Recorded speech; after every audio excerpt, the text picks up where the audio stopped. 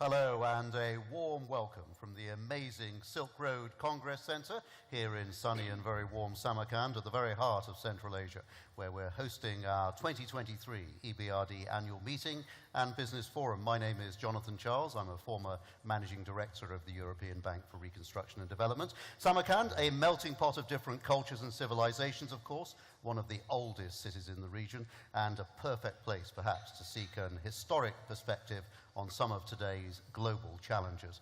What can the wars of the past teach us about the economics of the future? How can we accelerate the return of peace? And what will it take to reconstruct Ukraine after all the damage that has been done?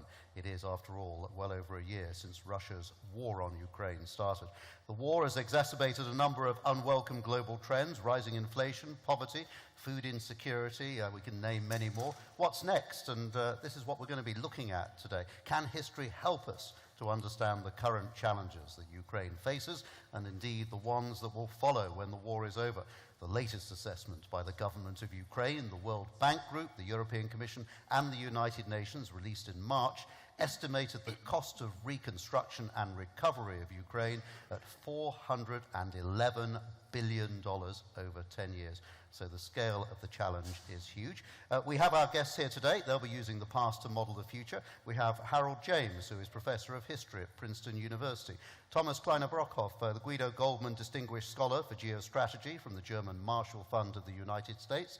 Peter Frankopan, Professor of Global History at Oxford University, joins us remotely, as does Fiona Hill, Senior Fellow for Foreign Policy at the Brookings Institution in Washington. And Beata Javorcik is also here, the EBRD Chief Economist. Before we begin, a reminder that translation in English and Russian is available on your headphones and also on our Interratio app if you're watching online. The details you should be able to see. And we're going to be taking your questions towards the end of our panel. You can submit yours by going to slido.com, slido.com, and using the code 8349449. Choose War and Post-War Economics, Lessons for Ukraine, and you can post your question there. If you're here, there is also a QR code, if you're in the room, on the back of your seat to help.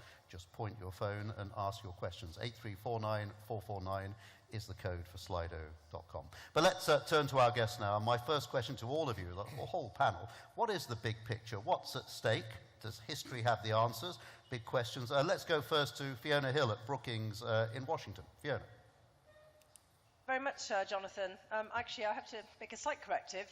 I'm actually beaming in from Berlin in Germany, where Thomas Kleiner-Brockhoff normally would be. But I'm here for 5 months, in fact, looking back over Germany's more recent history with the attempts to reunify East Germany, which is quite relevant for what we're talking about here, particularly when we're thinking about what does history tell us. And I'm sure that we're going to hear from Thomas something about his perspectives as head of the German Marshall Fund, about the German and British and the United States perspectives on the Marshall Plan, which was one of the lessons out of World War II about the importance of reconstructing Germany and the rest of Europe after that devastation. I mean, clearly, given what you've just said, Jonathan, about the scale of the anticipated reconstruction, we're in that kind of zone again. This is the second iteration, let's just say, I mean, since World War I, World War II, and into this conflict of attempts to completely rework the territorial reconfiguration of Europe. And it's the largest military action in European territory since World War II, with all the devastating effects, largest refugee case as well that we've had since World War II. So I think starting with the history is obviously very valid. I think it's also something that we have to bear in mind as we start to think about the economics, that in many respects this is a war about history. It's a retrograde war going back to the 20th century.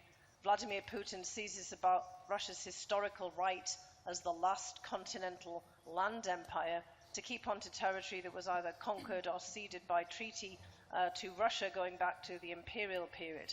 And obviously sitting in Samarkand, at the heart of a country that was also incorporated into the Russian Empire, this is going to have reverberations around the entire region.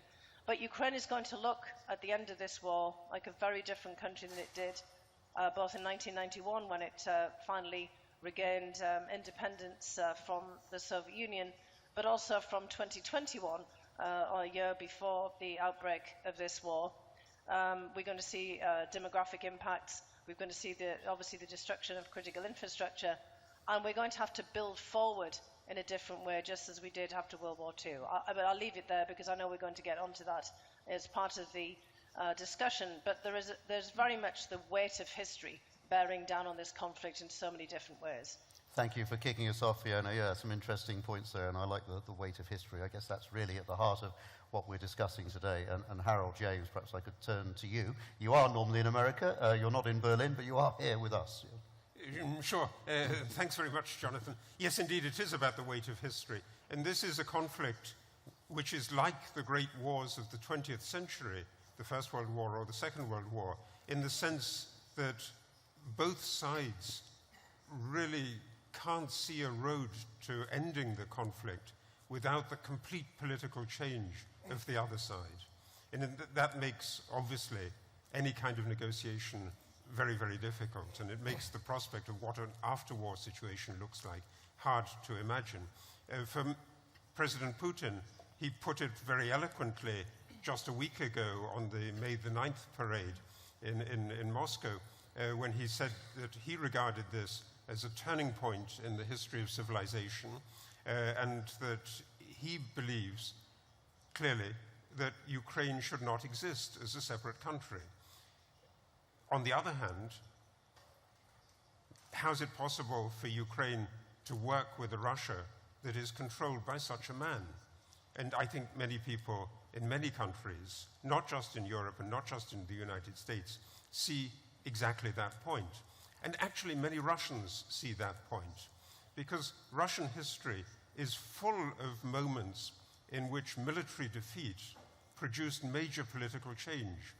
Just the most obvious ones, the Crimean War produced the great reforms of the 19th century, the emancipation of the serfs. The Russo-Japanese War produced the parliamentarization of Russia. The First World War destroyed the Russian monarchy. The German invasion in July 1941 almost ended Stalin's regime within days of doing that. Afghanistan was a major contributor to the collapse of the Soviet Union. If that is the case, and that's the historical picture that Russians reflect on, they will think that they too can actually benefit from an end of the war that is not on the terms of President Putin. That after the Crimean War, after the Russo-Japanese War, Russia did very well. That, I think, is a lesson also for Ukraine, also for the rest of us. As we're going to refer, I think, to the Marshall Plan, but one of the things that the Marshall Plan saw was that you couldn't reconstitute one European economy on its own. And in the same way, Ukraine has got to be embedded in a dense network of international relations, international economic relations as well as political relations.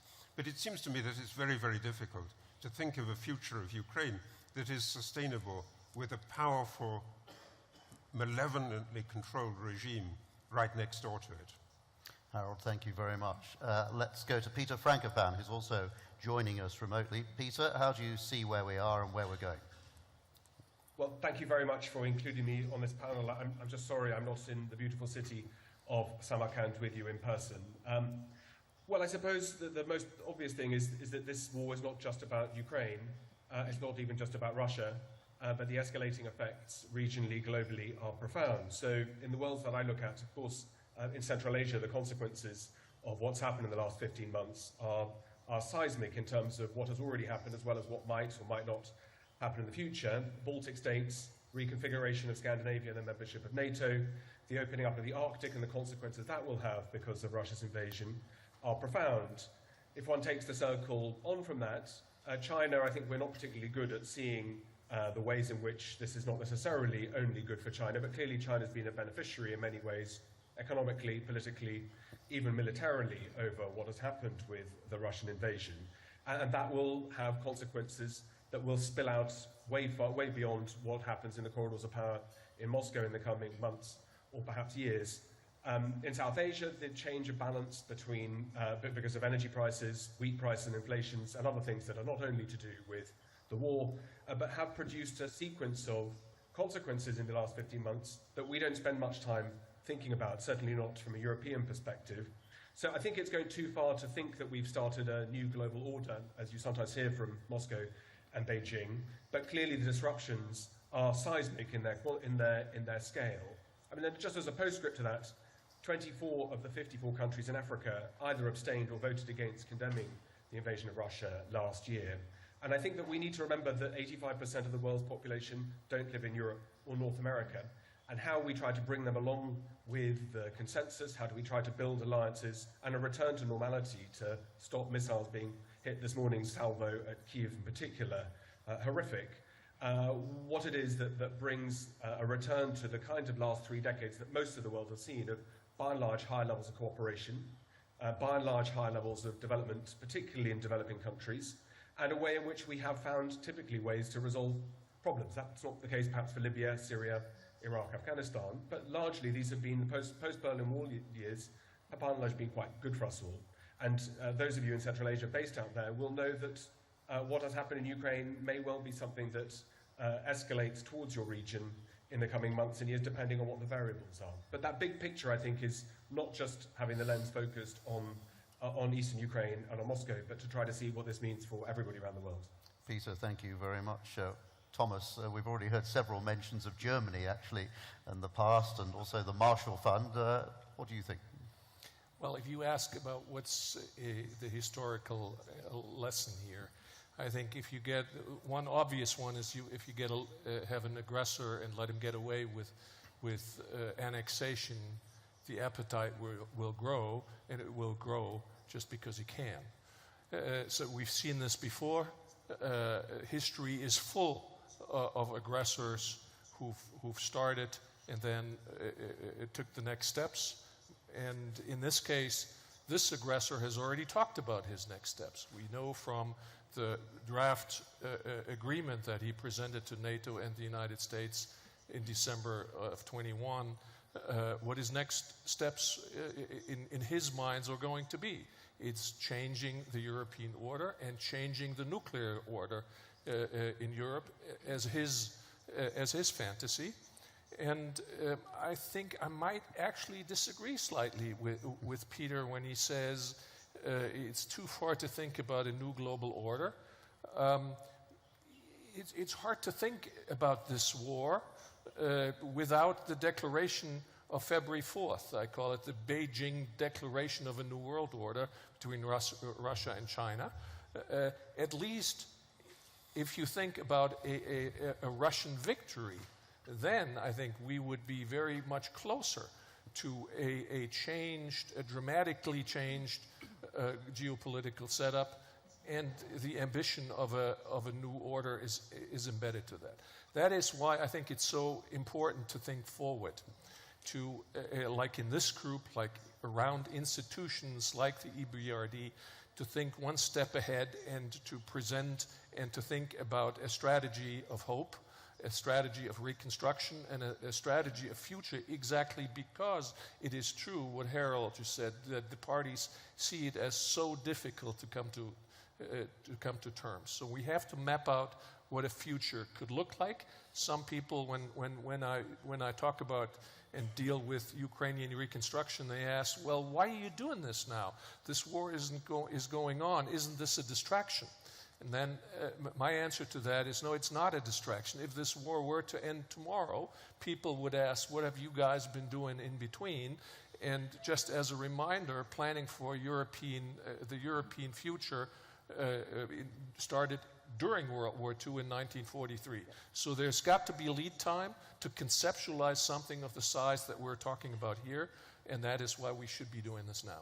Thomas, thank you very much. Interestingly enough, while you disagreed with Peter, I noticed that Fiona Hill in Berlin was nodding her head vigorously when you talked about the New World Order, perhaps, being already here and already clear as to where we may be going. Beata. Well, as the token economist here, let me focus on the economic performance. So, of course, the economy of Ukraine shrank by about a third, and we expect that it will remain at this level in the absence of major changes. But we can also look at the past to learn what was happening to countries affected by war in terms of their economic performance. And in the latest transition report, we conducted a somewhat heroic exercise of looking at 200 years of wars. And we focus in particular at wars between states and wars where a country experienced fighting on its territory. And to create a benchmark, sort of a comparison group, for each country that was involved in a war, we found some controls, countries similar in terms of population size, in terms of income per capita and economic growth. And we use this benchmark to learn about not so much by what happens during the wartime, but more about what happened during Reconstruction. So as we continue with our discussion, on the screen behind me, you are going to see some charts that present the results of that analysis. Yeah, so let's have a look then, Beata. I think we're going to look at the impacts on population and also on capital stock. Let's have a look at some of these graphs. Absolutely. So, of course, tragically during wars, many people lose their lives, but we also see that the population growth slows after a war. Of course, what you see in this graph, the shaded area is roughly the period immediately around the war activities. You see that countries don't catch up with the trend in their population size at least 5 years after the war is over. Now, of course, these are averages. Now, if we think about the performance after World War I, France, Germany, and UK had a population a decade later that was much smaller than in 1913, while in contrast, Netherlands and Spain saw an increase in the population. But on average, population size declines and population growth rate slows down. Now, if we look at the chart on capital stock gets destroyed during the wartime. And that means that countries have an opportunity to leapfrog. So on the one hand, destruction of the capital stock makes countries poorer. On the other hand, the fact that they are not locked into the existing technology, as most places are, for the duration of useful span of the capital, countries can leapfrog. Having said that, on average, countries do not catch up with the trend, the pre-war trend, with the comparator group, again, 5 years after the war is over. Interesting. Yeah, you can really see the impact there. Harold, let me turn to you. I mean, we've seen a couple of impacts there, but we've got lots of historical precedents of countries impacted by war to draw on. What do you see as the other potential impacts? Well, I think the heterogeneity of the cases that Beata has looked at and the really valuable transition report examines is enormous. And so you can think of cases where there's a long malaise after a war, actually particularly after lost wars. And you can think also of cases where there's a rapid bounce back, including after lost wars, by, for instance, Japan and Germany. And I think if you think of the background to 2022, one of the striking features is that Ukraine, since the collapse of the Soviet Union, has not been a very effective economic performer, not very effective compared to Russia, and not very effective compared to Poland. Poland really has soared ahead, and Ukrainians look at that with some kind of envy, because in 1990, the GDP per head was roughly the same in Poland, what became the Russian Federation, and in Ukraine. And so there's an immense potential, if you're thinking of the human capital, for catch-up in the Polish case, in the Ukrainian case in particular, catching up to what Poland has done. And that looks like the kind of post-1945 boom that the Europeans had. But I think also, going back to the discussion that slightly started in the first round about whether Russia and China are part of one world order, I think they're actually very, very different. In that China is very committed to global connections and to global integration. And they think of themselves perhaps as building a different sort of globalization, but it is a globalization. Whereas what Russia has done since 2000, but particularly obviously since last year, is to deglobalize and to use just one bit of its resources, energy resources, in terms of applying pressure on other countries. But it's not globally connected in the way that China is. And so also for Russia, I would think there would be a hope in terms of returning to the globalized path that China has actually so brilliantly gone on.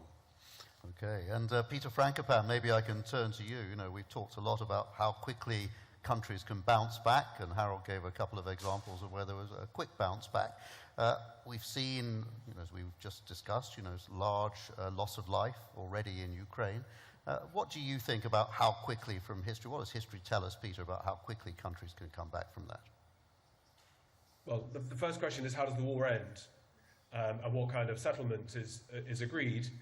Beyond that, assuming that there's a full recovery of Ukrainian territory, I think there's a whole escalator. I mean, you mentioned at the beginning $411 billion reconstruction costs that I'd have thought is on the low side, given that's for infrastructure. Then it needs schools, it needs education, it needs all the kinds of things that we've seen in other parts of the world of reconciliation, justice, war crimes, accountability.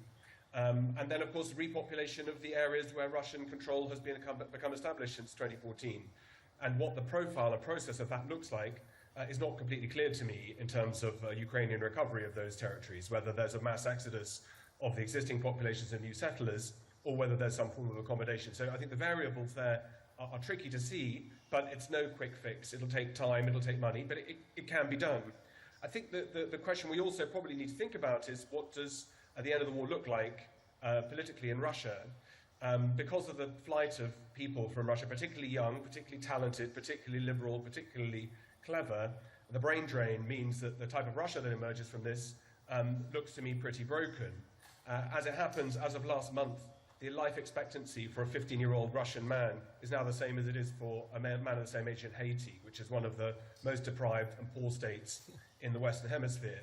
And those kinds of things present and aggravate the kinds of problems that have perhaps brought Russia to this place originally. So I think those recoveries are very hard to model against previous wars and to pick examples from the past.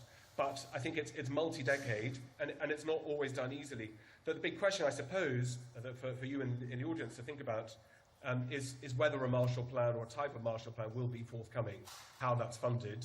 Clearly, Ukraine in particular has a huge importance in terms of potential and likely NATO membership, EU membership, and the kinds of things that Putin has forced, unfortunately, from his point of view, the sort of chronic own goal behind the whole thing. But also, Ukraine has a vital part in the energy future of Europe, perhaps most particularly nuclear. So I think that there is lots of reasons to be hopeful, but these processes, unfortunately, are not easy, and they require the pain of the last 15 or 18 months and however long the war is going to go on to be properly dealt with and done so openly. Peter, thank you very much, and interesting question actually, which we'll probably pick up later on the question of where the financing comes from. Let's look now at where the current financing is coming from for the war. You know, what does that tell us? What does history tell us, Beata, about the debt of countries emerging from a war? So continuing with our heroic exercise from the transition report, we looked at wars between states, and we looked at the main source of financing. And some striking patterns emerge over these 100 years of wars. So first we see that the role of foreign financing has increased. About a third of all wars in the post-1945 period have been financed from abroad. That was the main source of financing. Now the remaining two-thirds of wars were financing domestically. Now obviously taxing is difficult during a wartime. Printing money went out of fashion with World War I, so what's left is domestic borrowing. And therefore, it is not surprising what you see on this graph is that countries emerge with a heavy burden of debt after the war. On average, debt increases by about 50 percentage points of GDP. And this burden continues for quite a while. Okay, and of course at the moment a lot of foreign support is coming in for Ukraine, a lot of foreign funding, and the question remains, you know, how long can that be continued? How long is the political will for that? Fiona Hill, I wonder if I could turn to you. Obviously you've been at the heart of government at one stage. What do you think about the political will in the United States to keep huge amounts of funding flowing into Ukraine? Well, look, obviously this is a big question, not just for the United States, but for across Europe. I mean, one of the things that I'm looking at here while I'm in Germany, and I've been going backwards and forwards to Brussels, is looking at how much money has been allocated by individual European governments for their own transitions, not for the war, but of course for the next economic and industrial transition we're already involved in towards a more green economy and away from heavy energy-intensive industry. You know, in the case of Germany, for example, I mean, there are huge allocations in the billions, tens of billions, for transition in the existing coal fields in East Germany and in the Rhineland, for example, and all the way across Europe, something very similar. And I just want to say here that actually gives us a little bit of hope from the perspective of Ukraine, something that hasn't really been raised already. And it might be interesting if Beata has some reflections on this. Because Ukraine is, of course, like all European countries, a country with a complex history, but also complex regional history and a lot of regional diversity. And one thing that I think gets a lot of attention in some sectors, but not often in a lot of the discussions that we have, is the agricultural sector. And although we've probably seen the destruction of perhaps 30-odd% of Ukraine's agricultural potential to cause the war because of the seizure of land and territory. We've been fixated on trying to get grain out through the UN grain deal through the Black Sea because of the Russian blockade. There's also still an awful lot of potential. I mean, Peter also talked about energy and nuclear power potential. Ukraine, of course, after France, is the second largest producer of electricity by nuclear power in Europe. But Ukraine feeds the world. And somehow, in the midst of this horrific war, many Ukrainian farmers continue to produce. And we're constantly looking at, and this is why I've made this segue from the question about Western support and financial flows to the fact that Ukraine actually could start to generate some revenues. We've got a crisis at the moment of Ukrainian grain getting stuck inside of Europe, which will complicate some of our discussions with the European Union, for example, and could have an effect on the willingness of countries to keep on financial flows if they think that Ukraine is going to distort European markets. But this is because of the destruction of the infrastructure that was already referred to many times here. We have grain silos, we have transportation routes that have been destroyed, but we could start to think about a strategic initiative, getting back to what Thomas said about planning for the future of Europe beginning in 1943, not just the day after the war ends in 1945, to think about how we could get the Ukrainian agricultural sector back up and running. Think about investments in grain silos and storage, other transportation through Poland to ports like Gdansk and then further afield to Rotterdam, for example. We've got to remember that in spite of all of the other deficiencies that we might have identified in Ukraine before the war, Ukraine was literally feeding the world. 40% or so of exports in agricultural products. Europe was buying enormous amounts of agricultural products, sunflower oil and corn, for example. But the rest of Ukrainian grain, I mean, the bulk of it was going for export. We could start getting that moving again. And I think that that's the secret to think about and start planning now, rather than worrying about whether the public sector funding will keep on flowing. Because if it doesn't look as if Ukraine's getting itself back on track again, you're less likely to get public funding. And I know also that there are many private sector investors, people who have talked to you at the EBRD or been involved with the IFC and many other groups who had invested in Ukraine before the war and would like to invest again, especially in the Ukrainian agribusiness sector. All right, Fiona, thank you very much. And I'll come to you in a second, Beata, for a quick thought on that. Thomas, let me just come to you, though, on this question of support, which will be needed, political support, in order to keep the economic support flowing. I think it's been extraordinary what Europe, the United States, and their partners across the world have done over the past year.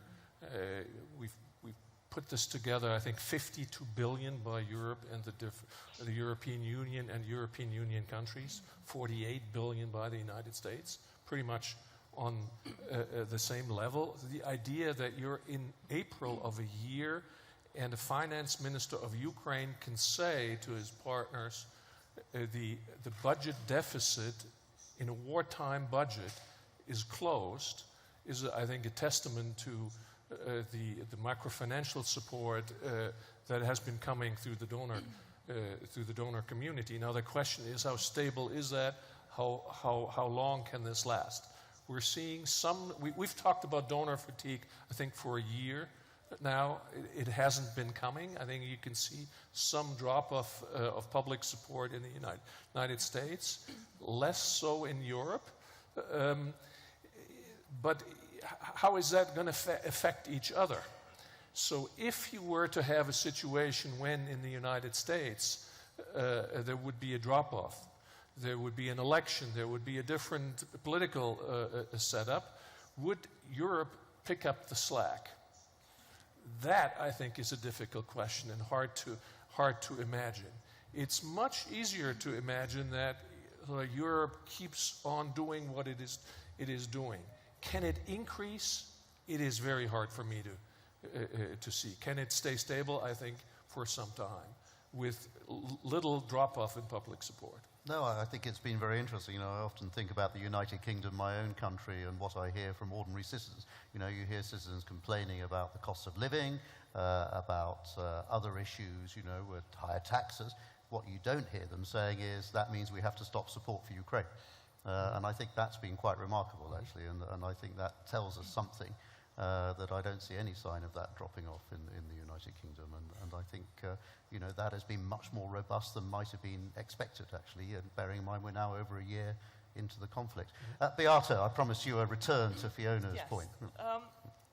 So we have seen exports of Ukraine going by land, by train, after the EU suspended tariffs. To Poland alone, 500,000 tons were coming every month. Now, of course, that created some political challenges in the Eastern EU member state. They need to be resolved, but in principle, the reloading capacity is there, and these routes have been opened. So I think there is means of exporting grain. And of course, we at the EBRD are supporting agricultural sector and agri-processing sector. It's one of the important areas where we are active. Okay, Beata, thank you very much. Let's take a look and examine perhaps other lessons from history as to where we are. And I wonder whether some of our panelists might have a view on which wars are most similar to what we're witnessing in Ukraine and what that tells us and what happened next. And Peter Frankopan, maybe I could turn to you first of all. Thank you. Well, I wish I had the ability to give a 2-hour lecture about the many wars of the past going back into antiquity, but I'll stick to the present day because for ease of similarity, I thought the breakup of Yugoslavia is the most obvious one. And I suppose it teaches several things in terms of what the future might hold. Nearly 30 years on from the end of that conflict with the Dayton Accords in 1995, Croatia had managed to join the European Union as well as NATO, and things had looked quite good, probably bubbling under the surface. As it so happens, the legacy issues of things that were not dealt with at the time have meant that questions around Kosovo, around Bosnia still, and around Serbia, and the reforms that may have helped accelerate some of the changes to the good have just not happened, and certainly haven't happened as fast and as well as we might have thought. But I think there was a moment during the early 90s in the breakdown in Yugoslavia where we saw levels of violence that had not been seen in Europe since the Second World War, took the world in horror, but took a long time for the West to lean in and to decide what it thought a good outcome should be. And in fact, when that decision was made, primarily in Washington, then the conclusion was sharp and it was quick and it was final. Unfortunately, like most historians, the question now, I suppose, is did the Cold War ever come to an end in the first place? How we fundamentally misjudged Russia in particular, and what other mistakes we might be making now means that we need to be careful not to overlay what happened 30 years ago in a different part of the world with what's happening now, and to judge the decisions that have been made in the last, 8 years since the invasion, or 9 years since the invasion of Ukraine, and nearly 15 years since the invasion of Georgia to understand what it is that Russia is up against. And as the panelists have already said, standing up to breaches of international law and to declarations that sovereignty doesn't matter, which have not just been made by Russian voices, in fact, most notably the Chinese ambassador to Paris a couple of weeks ago. I think it is a calling card now for what it is that international legal agreements look like, how they're enforced, who polices them, and that it's not just the West standing up for rights and goodness. We need to bring other states in the world around with us. I think it'll be important to talk about what this means for Central Asia, of course, too, John. And Thomas, do you think there are any parallels that come to mind here? Well, you know, maybe it's because I'm German. It surely reminds me in ideological terms of the German campaign in World War II against Poland and the Soviet Union, because it was a war of annihilation. It denied a state or a people its very existence. And I think that's the depth of what we're talking about here. And that, to me, is sort of a historical memory, at least, that connects these two wars. Economically, I rather feel this is Putin's attempt at another, creating another frozen conflict, to deny a state an area of its economic future. Therefore, our response has to be geared towards these two things, is to deny the ideological goal and to deny the economic goal. Okay, and Harold, maybe I could turn to you. We don't really know whether this conflict will end soon, will last a long time. You know, it's very, very uncertain what this war, how this war will progress. Is there a way that history tells us we should prepare for dealing with that uncertainty? The most striking instance, I think, of a war that was supposed to be a short war, but ended up by being a terribly, terribly long war, was the First World War. And there were many people before 1914 who said that given the degree of connectedness between the major powers, in particular between Germany and France, because Germany had the coal, whereas France had the iron ore, they were deeply dependent on each other, that you really couldn't imagine a long war, and the planning was for a short war. And I think that was exactly reflected in February 2022, that the advice that President Putin was given was about the ease with which he would destroy Ukraine. When that doesn't happen, you need to rethink. I think there is a bigger lesson, though, about this, which is that if you think about it in a very, very big picture, what are the moments when, at the beginning you mentioned the globalization process, what are the moments when it's destroyed, turned back, or when are the moments when it springs up again, but in a new direction?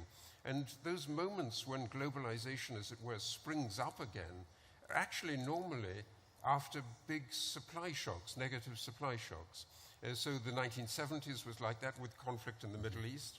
The middle of the 19th century with widespread revolution and wars. And the First World War, in a sense, was like that, in that people wanted to reconstruct globalization after the First World War. That attempt didn't succeed, really didn't succeed. But after the other supply shocks, there was a spring back of globalization, but it turns in a different direction. And that, I think, is actually one of the things that shows a way to the future. And if you think about what the advantages of Ukraine are, we've had energy mentioned, we've had agriculture mentioned, but you should also think, I think, about advanced technologies, computer technologies. It was computer technology, the strong strength in software development that allowed Ukrainian software developers within hours of the Russian attack to develop platforms on which Ukrainian citizens could report where the Russian attacks were taking place. This is a great and substantial advantage, and I think is an indicator of the kind of development that you might see in a new wave of globalization after we've got out of this temporary shock. Yes, the technology tends to take great leaps forward during conflicts and wars, doesn't it? I mean, we've seen that so many times. Fiona Hill, you were nodding, as I mentioned earlier, very vigorously when we touched on the idea of a new global order, geopolitical tectonic plates shifting. How do you see this? And what about Russia's place in what it will be some new world order? Well, I think it's quite obvious what Russia would like to see. I mean, Russia is actually looking now to align as much as it possibly can with the former, Soviet allies of the non-aligned movement, kind of putting aligned in a different way if you're aligning with the non-aligned. I mean, we've seen an awful lot of outrage by Russia in the Middle East and South Africa, other countries as well, leading to some ruffled feathers, obviously, in the United States and elsewhere, and also in Ukraine. And I think, one of the greatest challenges that Ukraine faces right now is trying to get as broad-based support as it possibly can. Thomas and I were both just very recently in a conference in Tallinn, Estonia, where that was really one of the big themes, which is, how the majority of world countries, it was already referenced, about countries standing aside, as Peter said, in Africa and otherwise on UN votes, that are not seeing the global implications of this conflict.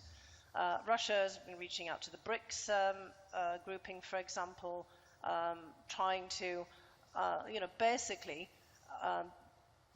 convey its depiction of the conflict and keeping countries either neutral or, perhaps on its side in terms of the perspectives. And what we really need to do, in many respects, is to return to an order, and this has already been talked about by Harold and others, where we have the primacy of international law, sovereignty and territorial integrity. It's something that Thomas said as well.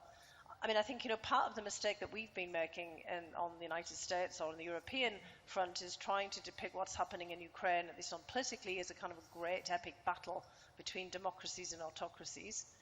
That this is kind of a battle of values, and that's not really how it's been seen in the rest of the world.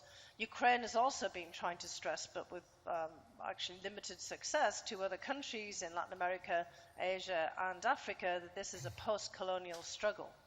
And most of their interlocutors are not really buying that because they don't know Ukraine's history. They still have this rather favorable view of Russia going back to the Cold War period, where the Soviet Union, which Russia is the successor state of as far as other countries are concerned, really supported them in the various of their anti-colonial struggles, or in the case of South Africa against apartheid. And this is becoming a real issue. And so in terms of a new emerging order, one in which we can restore the sanctity of sovereignty and territorial integrity, but one in which we recognize that this is much more broad-based and that we need to bring in other countries, because Ukraine itself needs broad-based support. And I think, getting back to what Harold has just said, Ukraine brings many assets to a new wave of globalization. I mean, we know the flows of Ukrainian grain products. They're going to Africa. They're going to the Middle East. It's going further afield. Ukraine also plays a role in fertilizer and other production. And as Harold said, there's all new platforms that Ukrainians could be developing. I think we have to try to make a case for Ukraine itself as a global asset, not just part of some new version of a kind of a European territorial conflict. All right, thank you very much. Let's go for another of our economic looks here, Beata. And what about the challenges? What does history tell us about the challenges for countries emerging from conflict? Well, there are many. We already mentioned population growth, we mentioned capital stock, we mentioned debt. But the probably most important challenge is finding a stable solution to the conflict. As you see on this chart, peace tends to be elusive. Wars between states are frequently followed by another war. So in other words, peace tends to last by a very short time. 20% of cases, only in 20% of cases, peace lasts 25 or more years. In all the other cases, there's another war within a quarter of a century. So, if I were to boil down the recipe for reconstruction of Ukraine to 3 ingredients, I would say you need financing. And that's probably the least of the problems, because Ukraine has many friends abroad. You need good institutions. Again, here I'm optimistic, because the EU accession process is going to provide direction for reforms. And third, you need peace. You need a stable resolution to the conflict. And as the other panelists have already alluded to, it's not going to be easy to do that. It's a very depressing graphic as I look at it, really, isn't it? You know, when you look at it in those stark terms, and as someone who spent a lot of time in conflict zones, you know, that figure is new to me, and that is very striking. Thomas, let me turn to you. I mean, obviously a lot of talk about what will be required. Is another Marshall Plan or something similar to the Marshall Plan? Well, if you work for an institution that has Yes. Marshall in its name, and it is indeed a living memorial to the Marshall Plan as a foundation, people tend to come to us over the course of the years with ideas for Marshall Plans. I think my colleagues have counted 48 such ideas over the last so many years. It can be a Marshall Plan for Africa, for digital modernization, for agriculture, for whatever. It's when somebody has a big idea and wants somebody else to pay. That's a Marshall Plan. That's also why it never happens, because it is based on a fundamental misunderstanding of what the Marshall Plan was. The Marshall Plan was not charity. The Marshall Plan was strategy. Strategy. Now, it does appeal to sort of our better angels, the idea of enlightened self-interest, but it is strategy. We all need to remind ourselves that the Marshall Plan was one instrument in the emerging Cold War. It is not just about the economic development of Europe as a gift by the donor. So I think what we now need to think about is 3 or 4 things, and I think Beata has made the 3 essential points about what is needed now. And let me pick up where she left off with this last element, which is peace. If we cannot get a peace agreement or a deterrence system,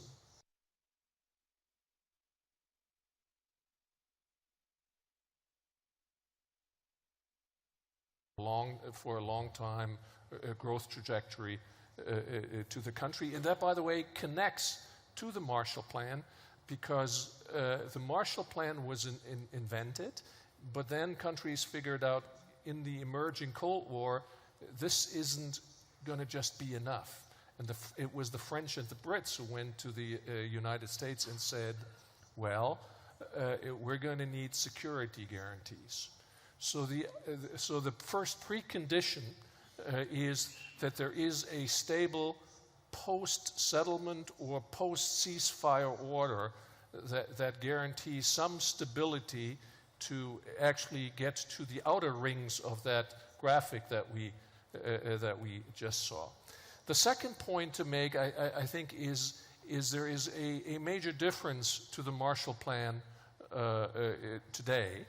At that time, it was one country helping many. Now it is many helping one, and that makes a huge difference, because it's not one calling the shots, but it can be a flea circus, and we need we need a Big Ten for this. So donor coordination that goes beyond just mutual information, that has some purpose and directionality, is what and strategic thinking included in it is, I think, is very important of it. And secondly, in the 1947-48 period, there were no international institutions. And by the way, there was no EBRD. This all was created through the Marshall Plan. Now we have the inverse, and in many ways you could even say you have to have a modified or inverse Marshall Plan, because you're now working with and through existing institution that you have to adapt to the task. And to do that, my second point would be, at least front-loaded, we need a big international tent. To me, it's very hard to see, will we have the same type of international unity around, engagement around helping Ukraine in 15 years if you're Japan? Maybe not. But initially, given the numbers that we're talking about, that big tent has to be the front-loaded priority. As we move on, this is going to go ever more into the European Union's court. Since we're talking about European integration, backloaded, we're looking at a ever more European effort. A third point, I think, is that we will also front-load, need a public effort. We need to kickstart some things, inject strategy and hope, and that also includes funds into the system to kickstart and enable Ukraine to self-help. It will not work if Ukraine does not become a landscape of foreign direct investment, but given its conditions and its setup, it can. Yeah, I hear lots of talk about public-private partnership these days and the important role the private sector can play in this, and you know, clearly that will be crucial as well for bringing money in. Fiona Hill, we were just hearing, you know, that actually this is not a rerun of post-Second World War in terms of the way money can be funneled into Ukraine. How do you see the lessons of the past? What do they tell us about the difficulties of the future in this area? Well, I think, you know, Thomas is obviously spot on, and, you know, what was, of course, the feature of World War II, which is a massive transfer of public funds from the United States, was also backed up by very specific country plans. I mean, EBRD, you know, started trying to do the same thing itself in the 1990s after, obviously, the dissolution of the Soviet Union, learning from those lessons of the past and emphasizing, in fact, the public-private partnerships. I think, as Thomas has also mentioned, the European Union and things being in the European Union's court, you know, one of the pillars of the European Union is actually regional policy. So another thing that we could be looking at now, and again, I was in Brussels just a few weeks ago, is how Ukrainian cities and regions could already, you know, perhaps start to take away lessons learned from, you know, counterparts across Europe, and could also be in the United States and other countries as well. There has been a re-emphasis over the last few years in the European Union on regional policy. There's a lot of lessons that have been learned in Europe about reconstruction and development, transitions away from, example, the coal industry or kind of heavy manufacturing, how you spur the development of what, you know, what Harold was rightly referring to, new competitive technologies and businesses. And the European Parliament produced a report at the end of March, which some of you in the audience may have already seen, on how, you know, the EU and cities and regions are already working with their Ukrainian counterparts. So when we start to think, as you just mentioned, Jonathan, about, you know, how we get things in motion, and this is what Thomas was obviously saying as well, how do you get Ukraine into the self-help mode? We could start really pairing up this on a regional and citywide basis, especially with those that are not under constant siege or under occupation, and we could start to think about policies over the longer term about how to work with some of the more devastated regions in the future. Again, we've got a lot of learning that we've already done in similar circumstances. We do know, you know, what works. It's also getting the educational, Peter mentioned this at the very beginning, educational system back up and running. You know, Ukraine was actually an educational powerhouse, particularly in areas of engineering, in agribusiness, in medicine. Think about all of the students around the world that studied in places like Kharkiv and also in Kiev. And part of the recovery in many European countries was driven by public, private, and educational partnerships. So again, I think there's a lot we could do, and the European Union could do things at different levels that don't have to be at the national level, even now, because they have mechanisms for bringing in partners. All right, thank you, Fiona. Let's have our last economic history lesson, Beata. Yeah, we talk about reconstruction, but actually what we want is a return to prosperity. What does economic history tell us about that? Well, the message here is not particularly optimistic. Half of the countries that were involved in an interstate war do not return to the income per capita trend. So we are talking here about trend rather than level, quarter of a century later. Right? So it actually return to prosperity is not guaranteed. The process takes time. Reconstruction of Japan was mentioned earlier, considered to be incredibly successful. It took 15 years. Right? Now, money matters, but if you look at what determines success in reconstruction, actually the availability of funding explains only 10% of variation in whether or not, or how fast the return to prosperity was. And you know, if you think about Afghanistan or Iraq, where massive amounts of money were sent for the reconstruction effort and not that much happened. So I think we also need to think about ways of how to use the external funding effectively. All right, thank you very much, Beata. Now I see time is running away from us. We've had lots of questions in as well, which we note actually a lot of them reflecting the themes that we've discussed anyway today, but maybe a couple of closing thoughts that I would like to put to Peter and Harold. And as historians, I wonder how you think, when the draft of history is written, how history will look back at this war. Peter, maybe I'll start with you. How do you think history will look back at this war? Well, I think it'll look back as a chronic miscalculation of overreach, of a plan that hadn't been thought through and then was even worse executed from Moscow. I can't see any way in which there's any form of Russian win in this. And I think that coming out of it, Fiona's written and spoken about this much more eloquently than I can. But I think looking back on it, to see a war started without any credible and realistic goals beyond those of vengeance makes it very difficult to see how this can be judged in any other way than a chronic example of how autocracies make bad decisions and are not protected by institutions to stop them from doing so. I think that it's important just to pick up slightly on the last points about the Marshall Plan, that while we rightly celebrate what happened and how to replicate both Marshall and also EBRD, it is worth always reminding that George Marshall was in charge of the attempts to try to intervene in China at the end of the Second World War and didn't implement a Marshall Plan there. And the world would have looked very, very different if the same kinds of principles had been followed in that part of the world today too. So I think that one can learn a lot from the past, but in terms of where we are now, clearly what happens in the coming weeks, I suspect, possibly months, will shape what the future looks like. And the consequences of some form of peace, which one assumes will be recovery of Ukrainian territory, because I can't see any other solution to this, will have a series of knock-on effects to what happens in the corridors of power inside Moscow. And those will be difficult days, I suspect, for the competition for successorship in due course, whatever that might happen, through old age or otherwise.